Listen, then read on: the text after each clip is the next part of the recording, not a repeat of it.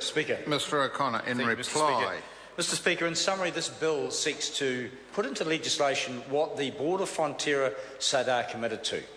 Well, I say they should support this through their National Party, Mr. Speaker, and I challenge them to commit to this, even when this bill is voted down by the National Government, to commit to what they say to. Mr. Speaker, I'm not surprised that the National Party is not voting for this, Mr. Speaker.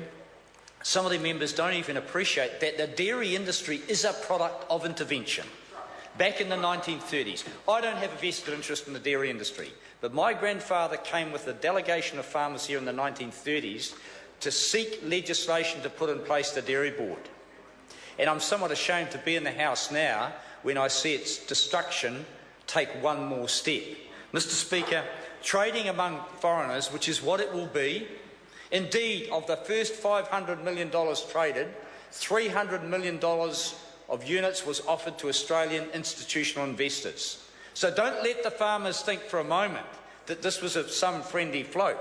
Mr. Speaker, corporatisation has been on the agenda for some of those key people in Frontiera for some time. The National Government has been committed since it came into power to offer opportunities to investors. That's why they're selling down state-owned enterprises. That's why they assisted with the set-up of Frontiera and its trading on the NZX. It is in the top 50, Mr. Speaker. This is a significant float. Mr. Speaker, what some farmers didn't realise is that in the first bill introduced into this House here, it had as part of its objective to, quote, strengthen New Zealand's capital markets. This was not about supporting and further enhancing the opportunities for dairy farmers, Mr. Speaker. TAF was about offering opportunities for people to buy into Frontiera and take the dividends. Well, it has been achieved, Mr. Speaker.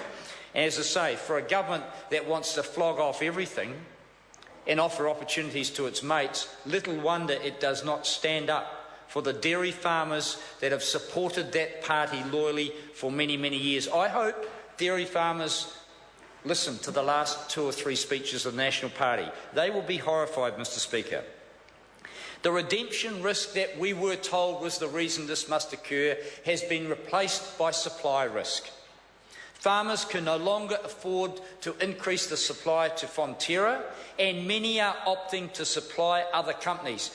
2 Chinese companies in particular, Synlait, Miraka is the beneficiary of that as well. Mr. Speaker, that is the reality that that member must wake up to if he talks to some farms. I spoke today on the phone to a farmer who has opted not to increase, not to buy shares into contract supply, and if he had the option he would have gone somewhere else. Mr. Speaker, there's some view within the farming sector that the $8 per share is too high. The dividend provided, about 30 cents at this point, the dividend does not justify the share price.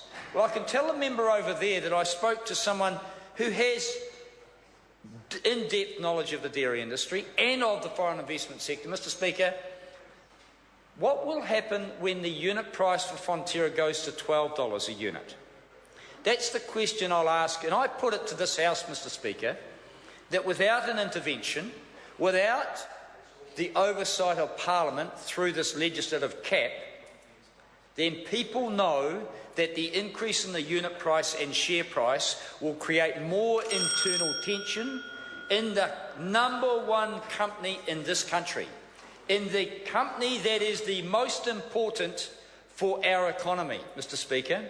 And ultimately, it will be the farmers who ask for the change in the Constitution because they will be forced to. Some say those farmers now are stranded.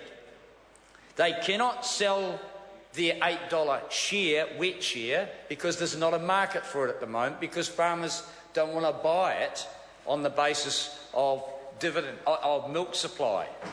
But outside investors will be prepared to pay that on the basis that they get a dividend suitable to the share price they pay. That means that milk price will be forced down and dividend price will go up to match the expectations of the investors. Mr. Speaker, it's as sure as night follows day.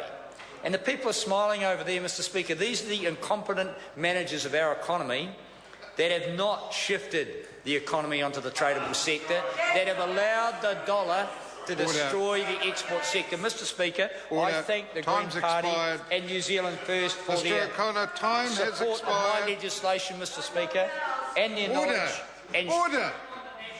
Order! I have told the member his time has expired. Please sit down.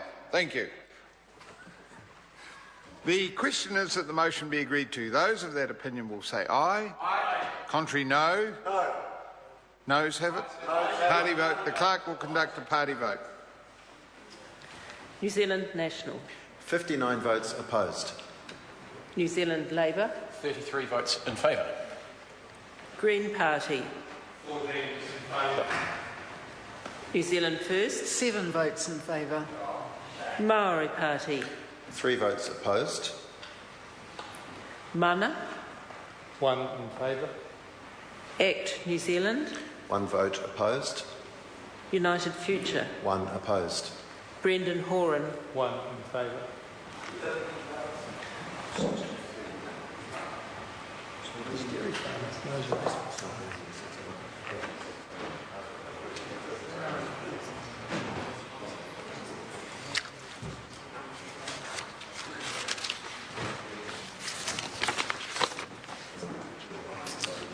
The ayes are 56, the noes are 64.